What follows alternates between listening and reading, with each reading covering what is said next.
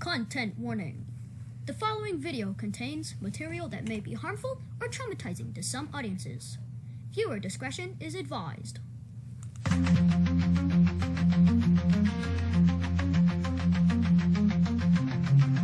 Welcome to the hit list.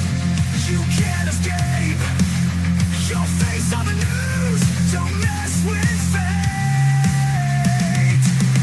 Locked up in prison, wood chipper running hot. Police on a mission, hope you don't get caught. Silver bracelets tight, get arrested tonight. In this endless fight, can't hide from the lies.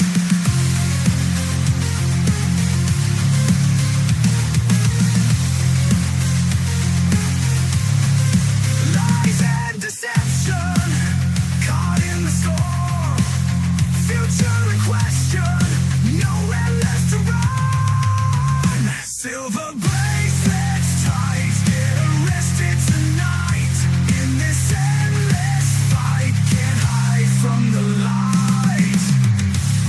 The choices you made, heading one way.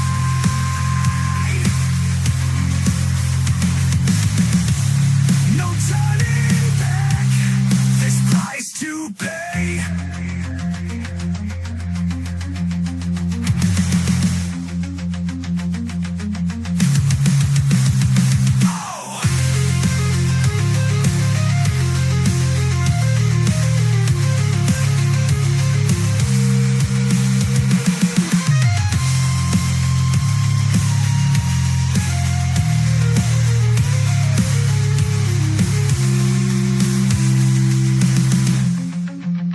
Lies and deception, caught in the storm. Future in question, nowhere left to run. Silver bracelets tight, get arrested tonight. In this endless fight, can't hide from the lies. The choices you made, heading one way.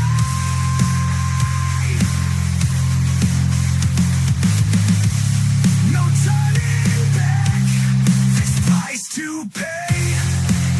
Oh yeah, no, no, yeah.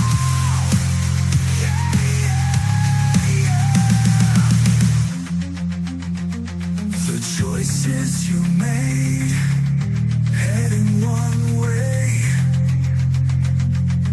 No turning back, this price to pay. Oh. Whoa, yeah. Yeah, yeah, yeah.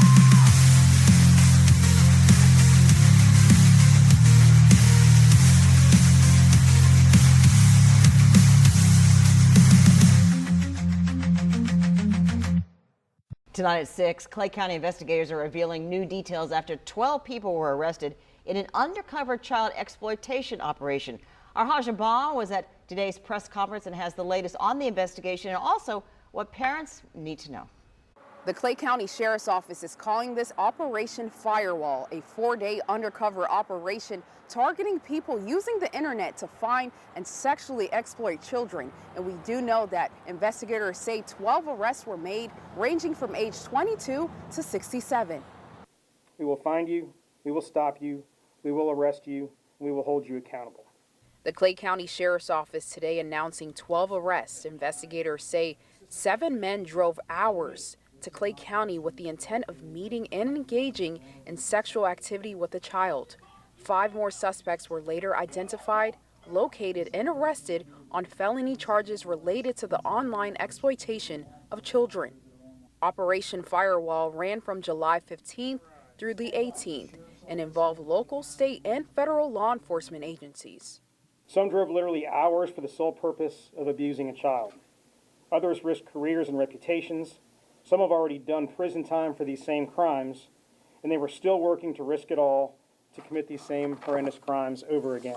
And tonight, the Clay County Sheriff's Office is urging parents to talk with their children about online safety. And this operation is not over. Investigators say 2 more suspects are still being investigated. Reporting in Clay County, Hajabah, First Coast News, on your side. Well, a 20-year-old man accused of raping an 11-year-old girl in Grove City has now been charged with attempted rape of a different victim. 10 TV told you when Diego Gonzalez was shot in the middle of July, and according to court records, the suspect is a victim's father. Gonzalez was back in court today facing those new charges, and 10 TV's Lacey Crisp explains. On top of the charges from Grove City, Gonzalez is now facing 5 more charges from Columbus police. Both alleged victims are 11 years old. This man, he preys on children. He finds a way to get in touch with them any means possible. Diego Gonzalez is back in a Franklin County court facing more accusations that he reached out to an 11-year-old girl on TikTok, exchanged sexually explicit messages, and tried to meet up with her. Diego Gonzalez used the same TikTok username and owns the same phone number. According to court records, through search warrants, Columbus police searched the alleged victim's cell phone and her TikTok account and found what prosecutors describe as deeply concerning messages from June 29th. The victim sends an image of her clothed buttocks stating, "You happy?" The perpetrator wants the victim to be my girl and states she is sexy and I want you. The prosecutor said in court the girl explained in messages that she was only 11 and he was 19 and asked if that was an issue. He said no. The prosecutor explained Gonzalez made plans to meet up with the girl at a park near her house. The alleged perpetrator asked for a, quote, vid sexy. Just 3 weeks after those messages, on July 22nd, Gonzalez was arrested by Grove City police for rape in a different case. Columbus police charged him with attempted rape, attempted pandering obscenities involving a minor, child enticement, grooming, and importuning. The victim's mom begged the judge to hold Gonzalez in jail. This man is a very big risk to the society, to children alone. Gonzalez was given a $350,000 bond. An investigation into his social media accounts is ongoing. In Columbus, Lacey Crisp, 10 TV News. Athens man will spend 3 decades in prison after pleading guilty to 5 counts of possession of child porn. Henderson County court records show 63-year-old Kevin Jones, right there on your screen, entered the guilty plea back in June. Each charge involved more than 50 images or videos. Jones was arrested in December of 2024. Court records also show that Jones will be required to register as a sex offender. A multi-agency operation in Hutto led to the arrests of 6 men accused of trying to engage in sexual activity involving children. And the investigation includes an unusual partner, a nonprofit organization that police say provided specialized expertise and resources. KVU's Jose Alonso spoke with the Hutto police chief about the role that outside group played. The City of Hutto Police Department is launching a new tactic to prevent the exploitation of minors. We saw that there was a need to send a message to let people know that we have children in this community that we're going to protect. Police Chief Jeffrey Yarborough says last weekend his criminal investigations unit lured and arrested 6 men seeking sexual encounters with children under the age of 15 years old. Scott McNutt, Victor Ramirez, Aaron Menard, Calvin Austin, Farshad Ngame, and Jesus Soria, all men from out of town who were sitting in the Williamson County Jail facing charges of either online solicitation of a minor or attempted sexual performance by a child. It's disheartening and it's alarming and it's concerning, but it puts us in a position to where we have the opportunity and we have the privilege to make sure that it doesn't happen here. Yarborough says Hutto police collaborated with Williamson County and state police while also being guided by a nonprofit named Dark Horse Benefits, an organization of veterans and crime analysts based in Florida. They know how to provide the resources for tracking individuals, for making the contacts, using decoys and those that are communicating with those that may be seeking to have inappropriate relationships with children. Dark Horse provided guidance to police, but did not conduct the operation. According to arrest affidavits, the men were arrested in several locations across the city that were set up by undercover investigators. That includes Adam Orgain Park, where they watched suspects drive up on this camera. Hutto resident Mike Wright, who coaches children's sports, praises Hutto PD's initiative. I think if that crime exists in our city, I think the police needs to do everything they can to keep from doing it. Hutto police will continue to conduct these operations to keep the city's children safe. In Hutto, Jose Alonso, KVUE News. And Stanislaus County deputies just arrested the husband of a daycare owner in Patterson. They say Jose Martinez Guizar sexually assaulted a child under the age of 14 at the Playful Minds Daycare. It's a 24-hour in-home facility. Deputies say that the child reported the crime during a child abuse interview with the county. Sheriff's office hasn't revealed whether or not there are other alleged victims. Late breaking just into the WVTM 13 newsroom, a Calera man has been arrested after more than a dozen child sexual abuse material was found in his possession. In late 2025, the Shelby County Sheriff's Office received information which led to an investigation into the possible possession. Well, following that investigation, Nicholas Elton Costas, who you see right here, was arrested and has been charged with 20 counts of possession of child sexual abuse material. At this time, investigators have no information that suggests the images were produced in or near Shelby County. Deputies say additional charges may follow as this investigation continues. Costas was booked into the Shelby County Jail and remains on a $300,000 bond. A fired Shelby County teacher is facing 40 felony counts involving child sexual abuse material. Edward Smith has the growing call for the district to do more to protect students. According to the district, 41-year-old James Powell was a math teacher here at Martha Lane Collins High School. On Monday, Kentucky State Police showed up here at the school to arrest Powell for allegedly sharing child sex abuse material online. James Powell. Collins High School teacher James Powell appeared before a judge over Zoom Tuesday after being arrested earlier in the week on 40 felony child sex charges. According to an arrest citation, the investigation into Powell began when the National Center for Missing and Exploited Children received a complaint from an online messaging platform that Powell was possessing and distributing images and videos of child sex abuse material online. On Monday, KSP searched Powell's home and took devices police say were used in the alleged activity before district officials say he was arrested at the school. Do you have the ability to hire an attorney? In court, a judge entered a not guilty plea on his behalf. Powell, who's married, said he did not have enough money to hire an attorney.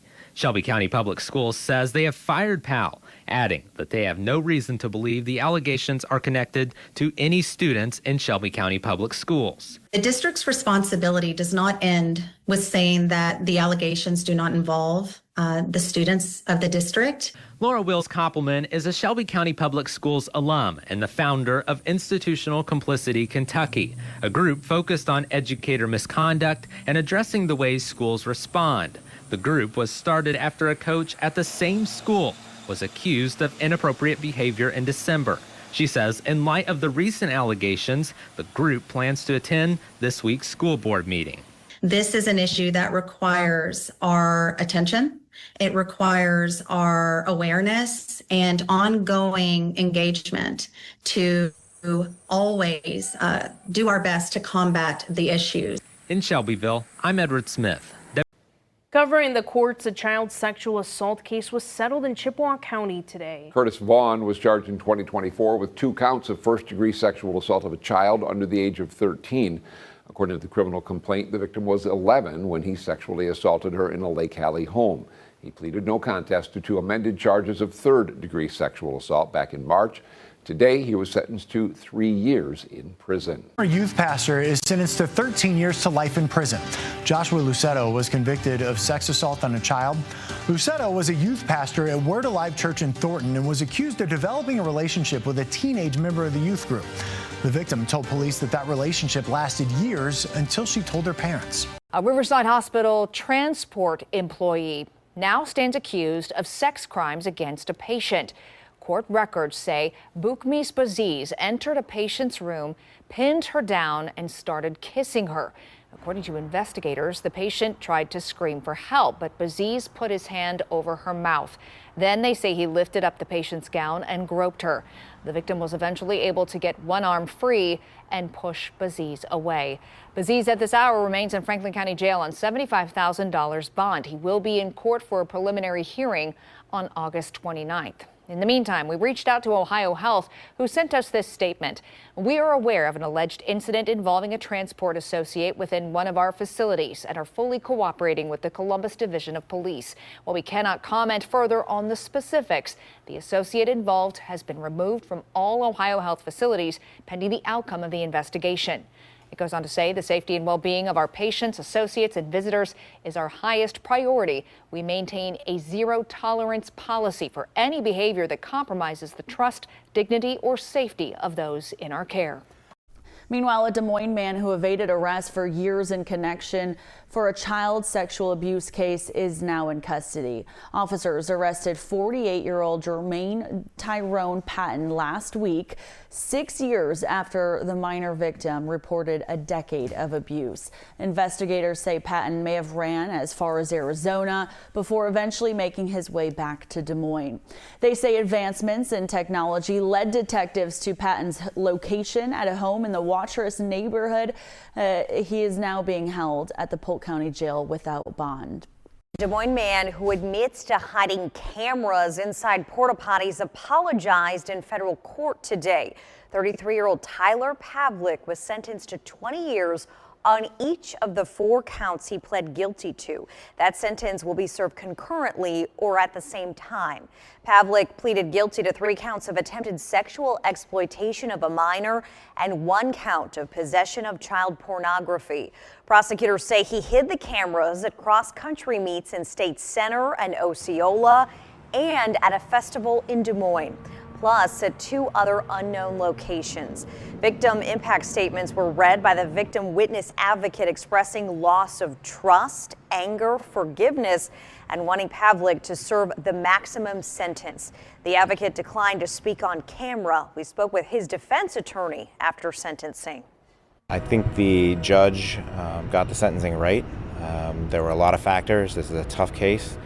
What happened was very serious, and I think the court took all that into account and came to the right decision.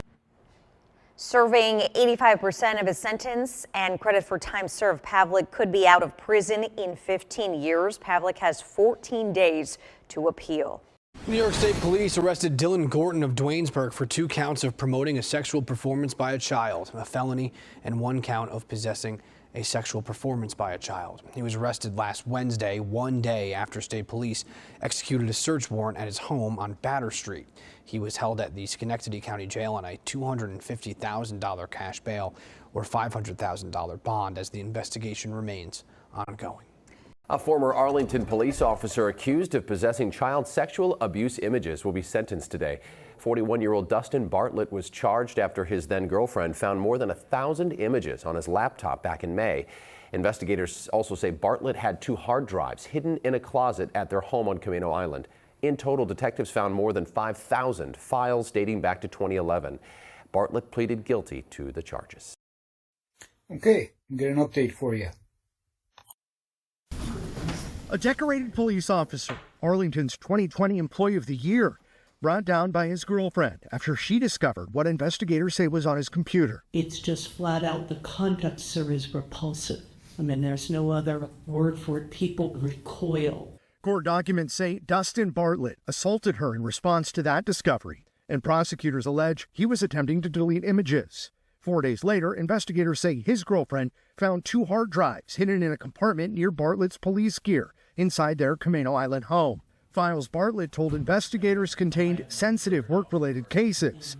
Instead, investigators say a search uncovered more than 4,500 images and videos, including explicit images of children. I made bad decisions, and here we are today.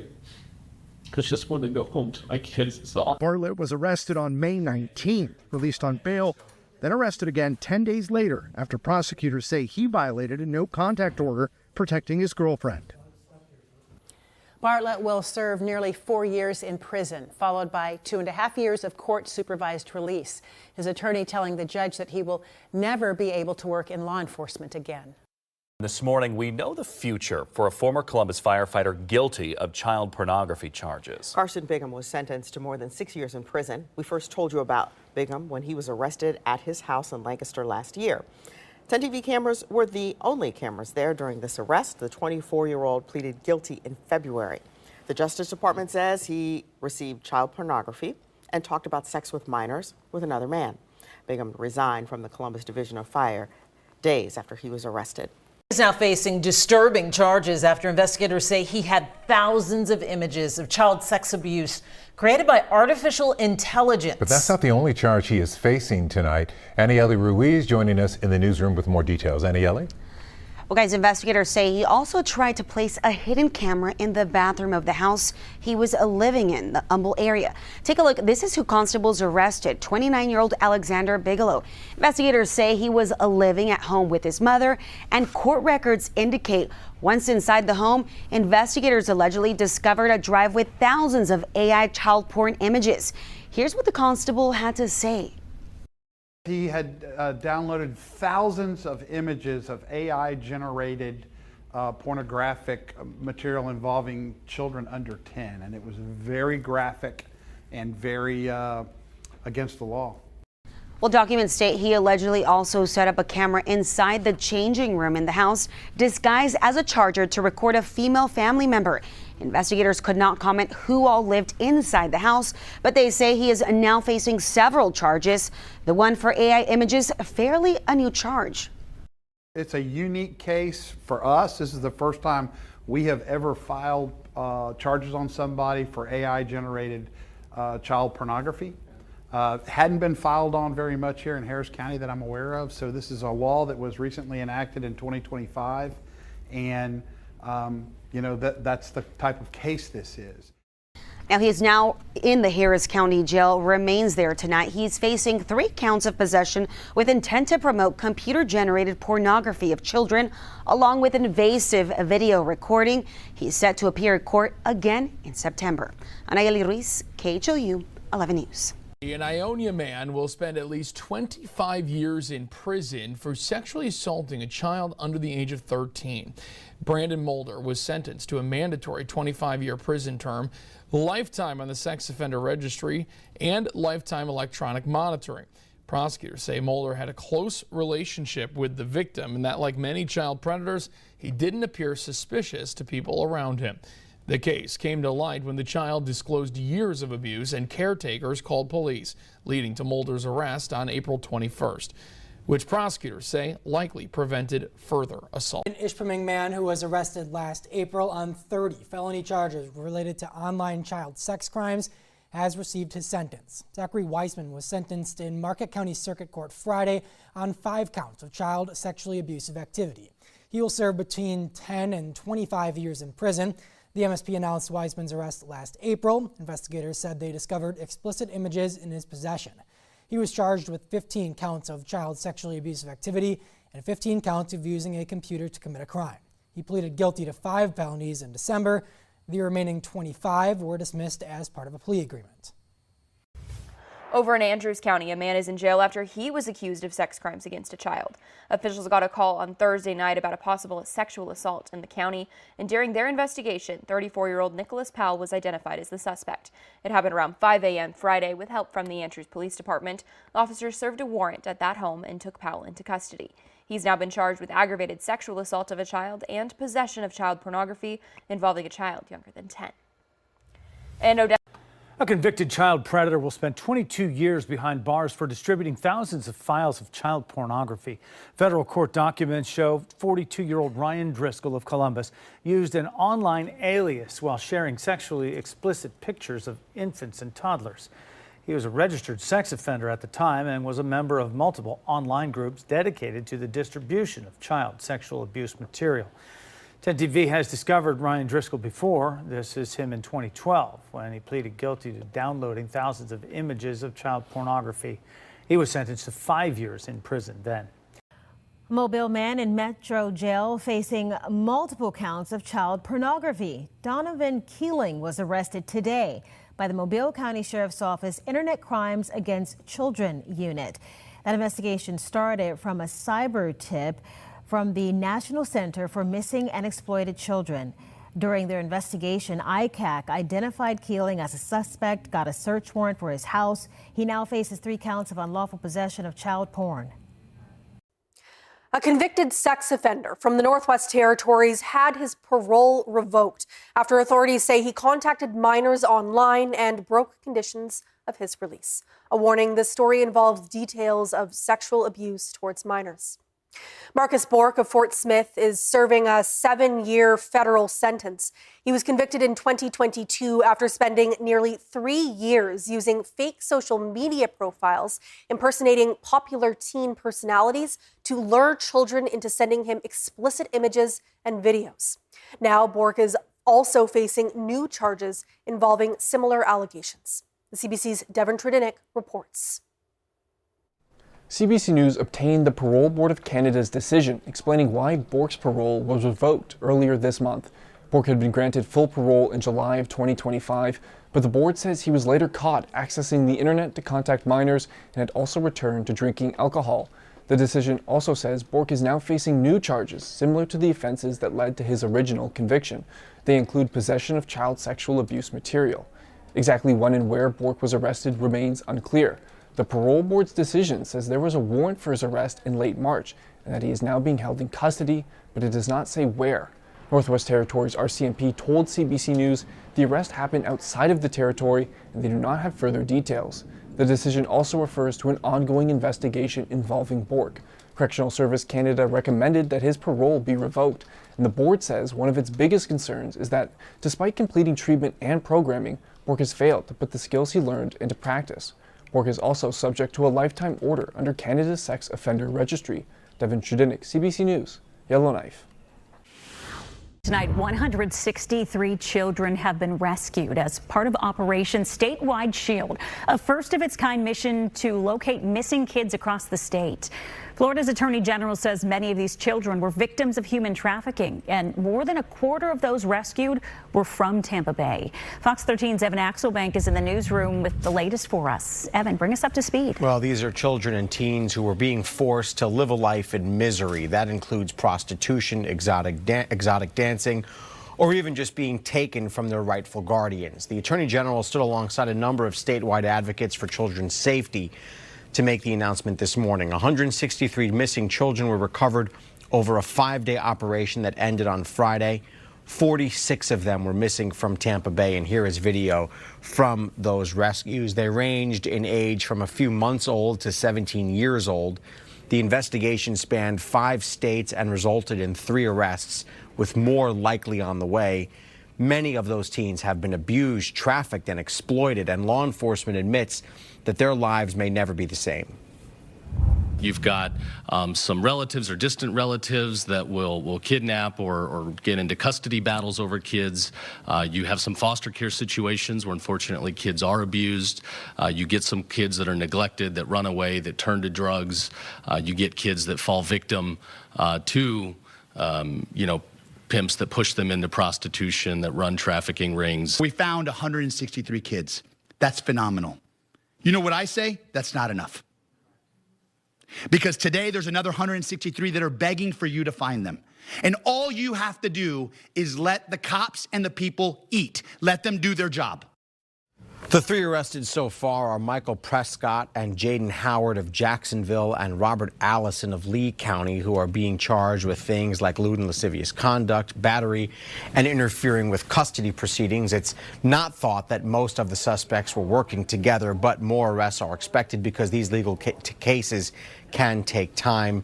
The children have now been placed into situations that the state considers safe in the short term, so that they can get on the road to recovery after these rescues on Friday. Haley and Linda. Will need a lot of support moving forward from what they've been through, but thankfully this is the first big step. Evan, thank you.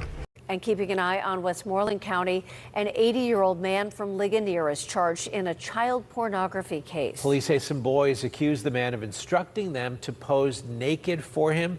KDK Westmoreland County Bureau Chief Krista Rose has more.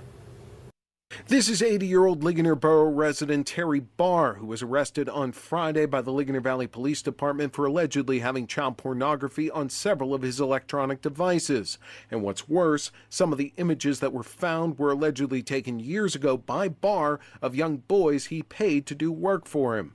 Ligonier Valley Police Chief Michael Matrunik says that the whole reason they were alerted to this situation is that one of Barr's alleged victims, who's now an adult, decided to come forward about this abuse from a person that was thought to be well trusted in the community. What I'm receiving now from the community, obviously they were obviously kind of shocked, especially where he lives in town.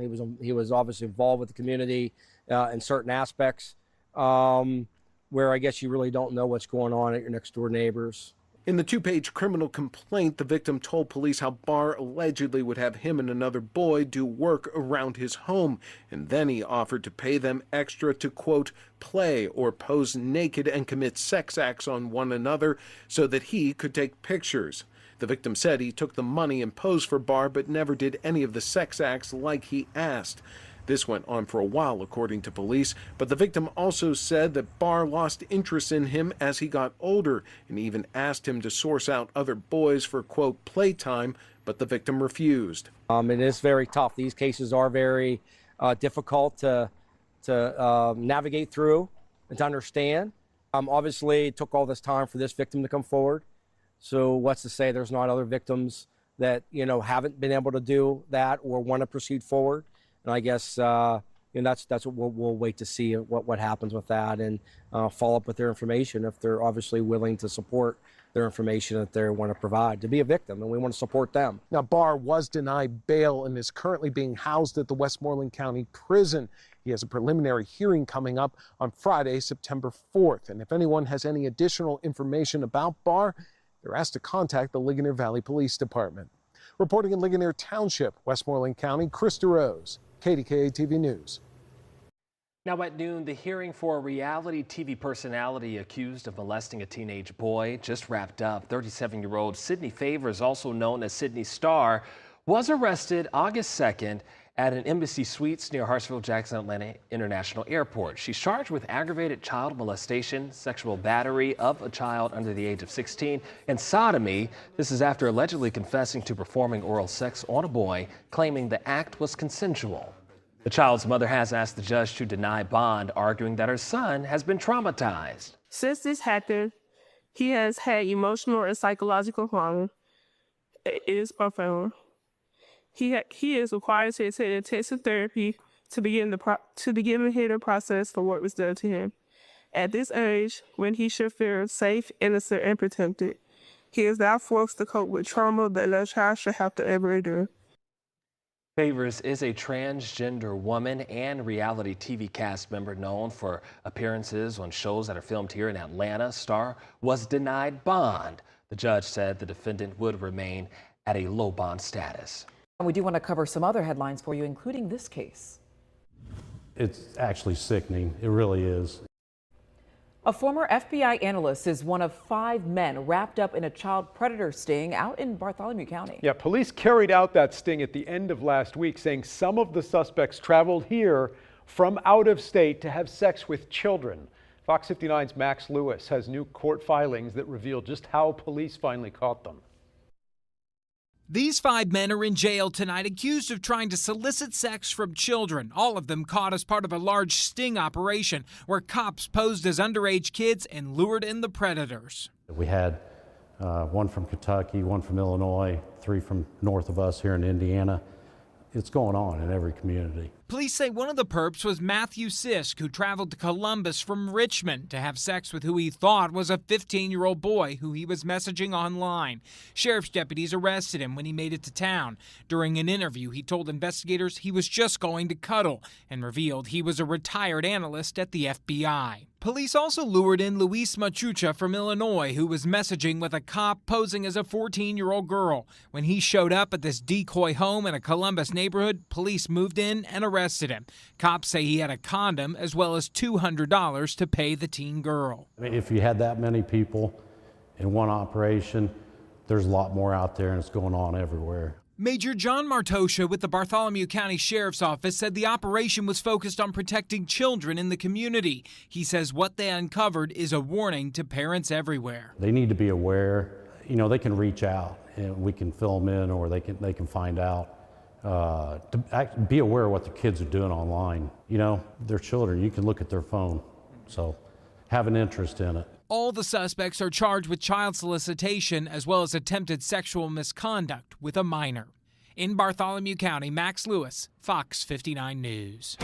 Max, thank you. Polygamist sect leader already serving 50 years in federal prison was just sentenced to an additional 24 years in prison. Samuel Bateman in prison already for child sex crimes. The new sentencing is for 3 child abuse accounts from when he got caught hauling girls, young girls ages 11 to 14, through Flagstaff in an unventilated trailer. This is video from that arrest in 2022. Bateman, a self-proclaimed prophet, previously claimed to have more than 20 spiritual wives, including 10 girls under the age of 18. Bateman's group was an offshoot of the polygamous sect once led by Warren Jeffs. A Sayre man will likely spend the rest of his life in state prison for child rape crimes. In February, 43-year-old Timothy G. Gaines was found guilty of 10 counts of felony raping a child, 10 counts of felony involuntary deviant sexual intercourse with a child, 10 counts of felony statutory sexual assault, 10 counts of felony indecent assault of a child, 1 count of felony corruption of minors, and 10 counts of misdemeanor indecent assault. Prosecutors say he assaulted a child over the course of several years. He's been sentenced to 101 years to 207 years in state prison. At approximately 4:30 a.m. this morning, we received a report of a missing 2-year-old child from the 9900 block of Blackwell Road. Upon our unit's arrival, they were unable to locate the child. At approximately 5:41 a.m. this morning, the child was located deceased on an adjoining property. Currently, the Major Assault and Death Investigation Unit is on scene and conducting an investigation. One of the figures at the center of the child abuse case in Vinton County has pleaded not guilty to 4 charges. According to court documents, Gary Siders Jr. was arraigned and pleaded not guilty to 2 counts of sexual battery and 2 counts of unlawful sexual conduct with a minor. This is part of a case of tangentiality connected to the 16 children removed from a Vinton County home on June 30th. Siders Jr. was given a $250,000 bond and told to not have contact with his wife, Elizabeth Siders. The man is expected in a Fayette County courtroom next week after being accused of filming women changing in a mall clothing store. A criminal complaint says officers were able to track down 31-year-old Ty Klein after he ran from the mall because witnesses took pictures of him and his truck as he left. Court documents also show Klein is a registered sex offender in Tennessee after pleading guilty to multiple charges in 2017. You're a bad man. You're a very bad man, and you keep thinking bad thoughts about me. A former Weaverville man is facing federal charges involving child sexual abuse material. Federal prosecutors say 39-year-old Shane Woodson was indicted on 3 counts of receiving and possessing child sexual abuse material. Investigators say Woodson used peer-to-peer software while living in Weaverville in 2023 to receive hundreds of hours of illegal video files. He was arrested in Wyoming last month and was indicted in federal court in Sacramento. Crime now to Scurry County, where a man was arrested after 30 years on charges of aggravated sexual assault of a child and indecency with a child. On Tuesday, Russell Heath Wall was booked into the Scurry County Jail. Wall was arrested following a hearing Tuesday over offenses that happened more than 30 years ago. Wall's defense said the complaining witness made claims for the first time 2 years ago but refused to cooperate and didn't want to move forward. Investigation was closed at the witness' request but reopened after Wall won the Republican primary for county judge. Wall's defense says he has been honest, forthcoming, and continued to maintain his innocence. Defense said it plans to continue fighting the case through trial.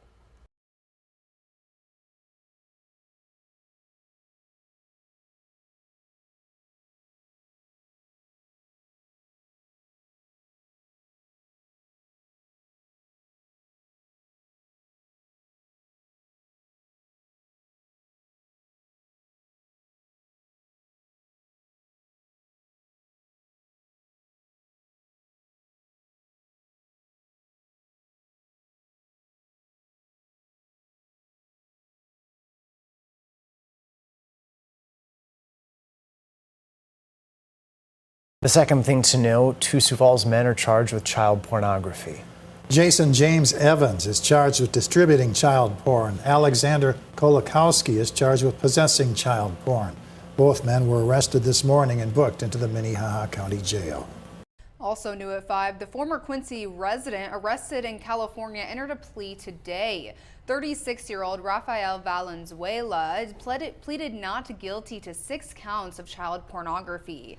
On July 9th, Quincy police, along with U.S. Marshals and Los Angeles County Sheriff deputies, located and arrested him on a warrant issued in May. Police began investigating him in October of 2025 after receiving a tip about child sexual abuse material while he was living on Manor Hill Drive in Quincy. She was shopping for clothes for her 2 young daughters when she got the heebie-jeebies. She felt something brush against her leg and says it was a creepy guy trying to film up her skirt.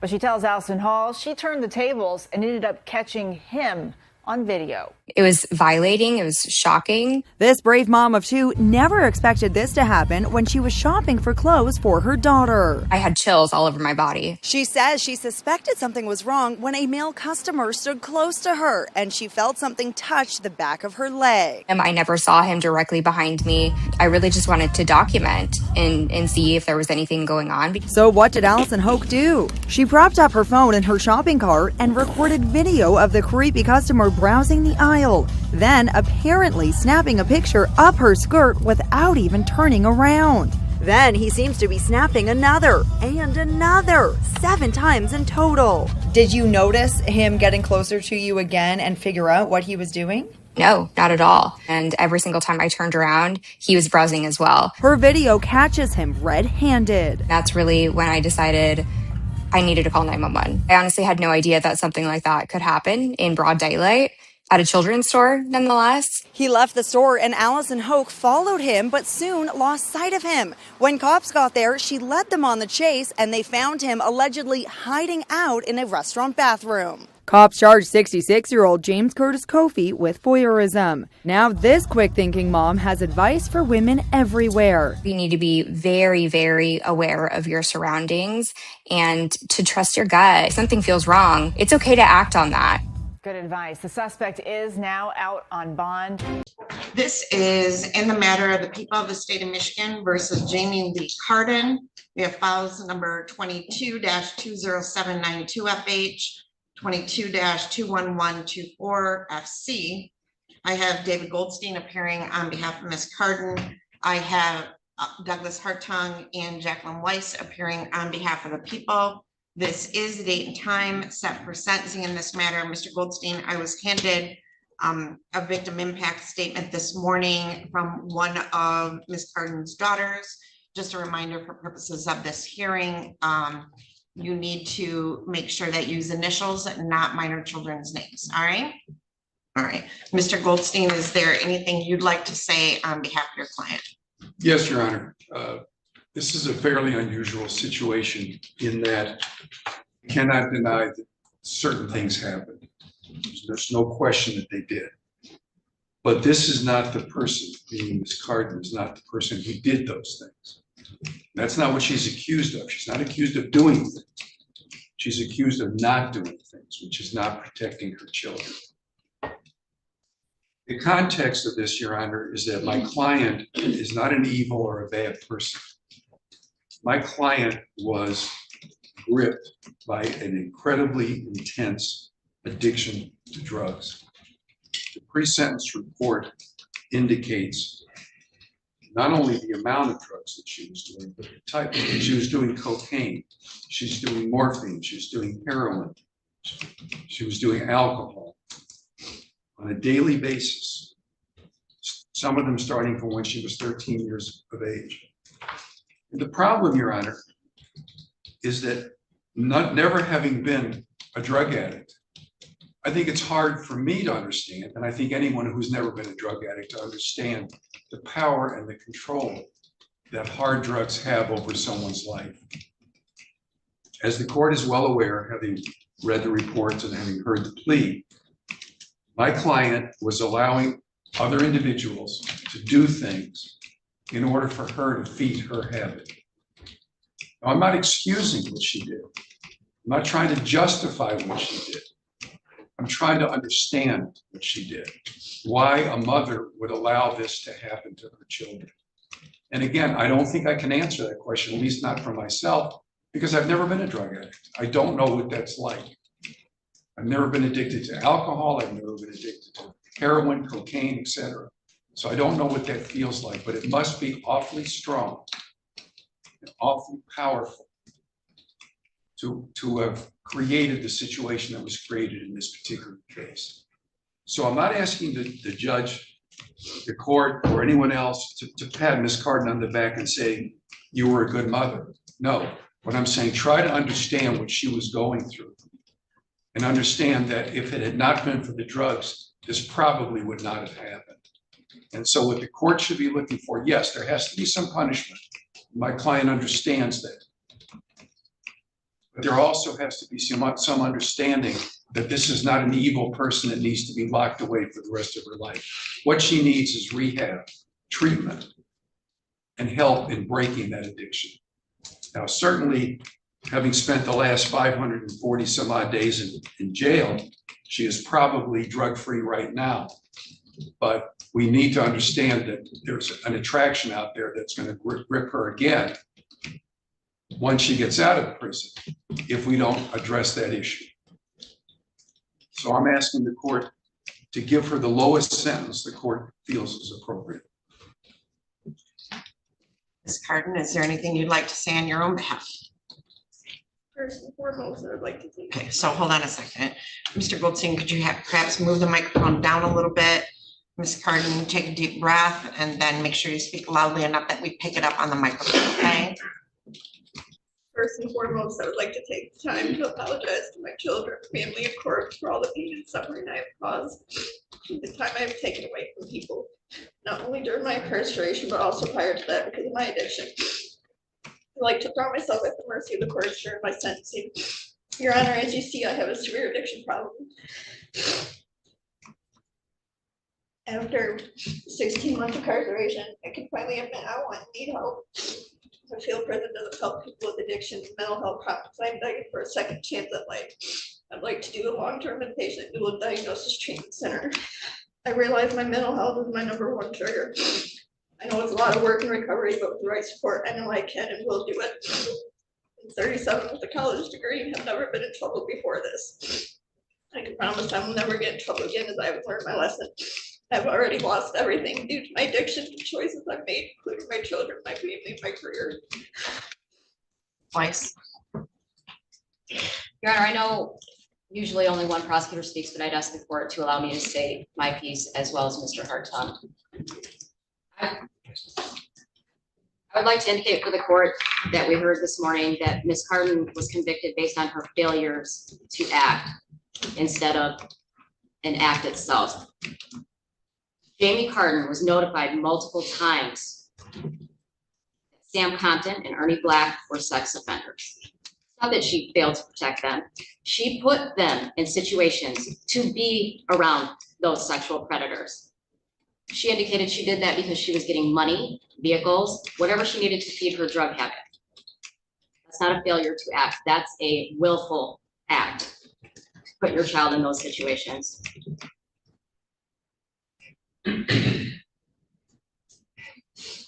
First time that I met the young lady that stood before this court to speak to you, she couldn't have even reached my shoulder. Over the years, I've watched her grow into a beautiful, strong young woman. And I've heard about the awful things that she's been through. So to suggest that this is just something short of evil, I don't agree with. And I'm asking the court to sentence the 12.5 to 40 years. Mr. Hartung. So because we did a lot of this work in advance in terms of what we're doing today, in terms of the actual numbers of sentencing, the court's choice today is somewhat limited on these matters. And the court was really deciding, I believe, decide on the bottom end of this sentence for the child abuse charge between 10 years and 12.5 years. And the very thorough, very concise report compiled by Jennifer Walsh lays out very, truly significant reasons why to follow her recommendation, which includes the 40-year cap, 40-year maximum cap on the top, and the 12.5-year recommendation on her part as well. And for the reasons that I'm saying, what the court has heard today, what Ms. Weiss has said, and what the victim has said, those are all very well supported. What I want to say directly is that the breadth and scope of the tragedy that was put in motion by Jamie Carden's drug addiction borders on mythological Greek tragedies. Let's take a look at what happened here, because she has a drug addiction. She basically sold her daughter for drugs. Her daughter was sexually assaulted because the defendant has a drug addiction. Because the defendant has a drug addiction, the victim's father, in cold blood, murdered 2 men and almost a third, and almost murdered the defendant. He testified as such at the preliminary examination that occurred in this case. I'm sorry, you can't talk right now, please. What Ms. Carden said was he tried to kill himself too. He was doing a murder-suicide is what he was doing. And that's all very accurate. The man that he didn't kill, hold on. The man that he didn't murder went to trial, Ernie Black. And the victim testified in that case. And the victim testified in the preliminary examination for that case. And she was strong, and she told the jury what happened. And Mr. Black was convicted of child abuse, criminal sexual conduct in the first degree. And because he had a prior criminal sexual conduct in the first degree or third degree, he is now imprisoned for the rest of his life without a chance for parole. This is the kind of victim that we have in this case. She is strong and she is courageous. And when it was time for Mr. Black to be sentenced, he had a letter written out just like she had today. And again, she had some difficulty at first. And I remember in the hallway, and she didn't want to do anything. Are you ready to go in and bury this son of a bitch? She went in, spoke with courage, just like she did today, and with a higher volume than she did today. This has gone on for a long while. Ms. Weiss is correct. It was first started out with Ms. Borders, myself, and Ms. Weiss. We have literally watched her grow up into a very brave young woman, all because of what happened. And I'm sure that's bittersweet from their perspective, probably sad from their perspective, because if she did not know Ms. Borders and Ms. Weiss and myself, she would not be here today, having had what happened. But she has emerged out of this much more than a survivor. She's a hero. Thank you. And I may make a few comments after hearing this. Sure. As the court knows, I've known Mr. Hartung for many, many years. And I've always respected Mr. Hartung for, among a number of reasons, his professionalism. And that showed here today. Because when he addressed the court, he didn't say that all these terrible things happened because of my client. He said all of these terrible things happened because of her drug addiction, which is exactly the same thing that I said in this court when I addressed the court a few moments ago. Jamie Carden is not a bad person. Jamie Carden doesn't go out looking to do bad things, but Jamie Carden had a terrible drug addiction.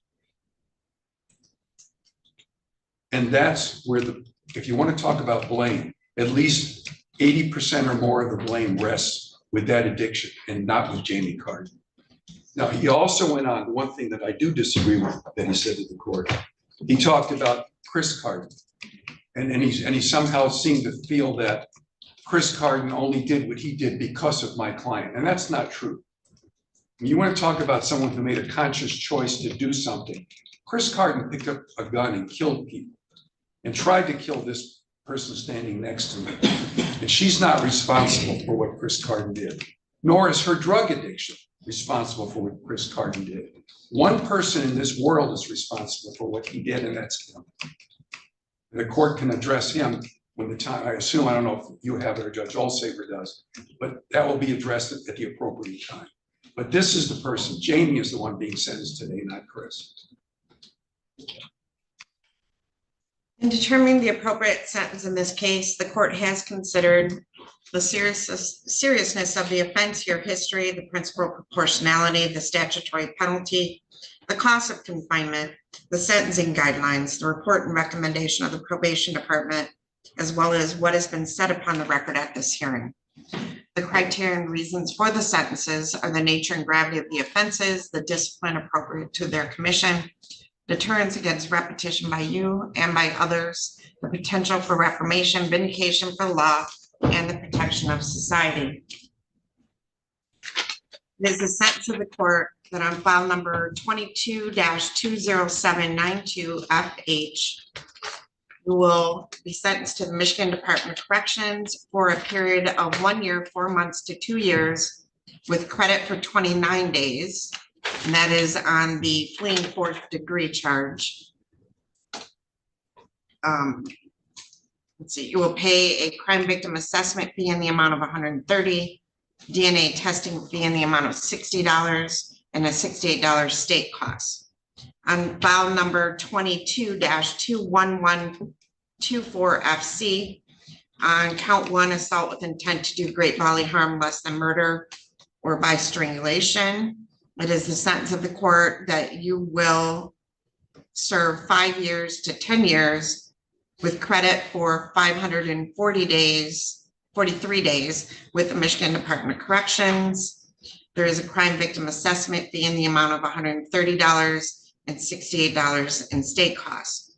On file number 22-21124FC, count 2, child abuse first degree. It is the sentence of the court that you will serve a period of 12.5 years to 40 years with the Michigan Department of Corrections with credit for 543 days already served. There is a crime victim assessment fee in the amount of $130. Ms. Walsh, do I assess the $60 DNA fee on each file or just one? I think it's just one, isn't it? Just one, okay. During the term of your incarceration and parole, you will obey and comply with all the provisions required and engage in substance abuse counseling as well as mental health counseling. Is there anything else, Mr. Hartling, Ms. Weiss, or Ms. Walsh? No, thank you. Okay. And to the young lady who spoke today, you can't pick your parents when you're a child. You can't choose who your parents are. You can't choose most of the things that happen to you, but you can choose the future you will have. And you're sitting there with some wonderful people who will help you do that. I wish you the best of luck. Thank you. When a child experiences trauma, they can be stripped of their ability to imagine. But imagination is colors. All the colors. Imagination is freedom and whatever you want it to be. But a child without imagination is not a child at all.